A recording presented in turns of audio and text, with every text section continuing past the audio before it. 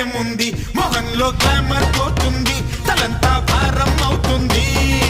ఆకాశం తెగి పడిపోతే ఏం చేయాలన్నట్టు అలా తెగ ఆలోచించొద్దు.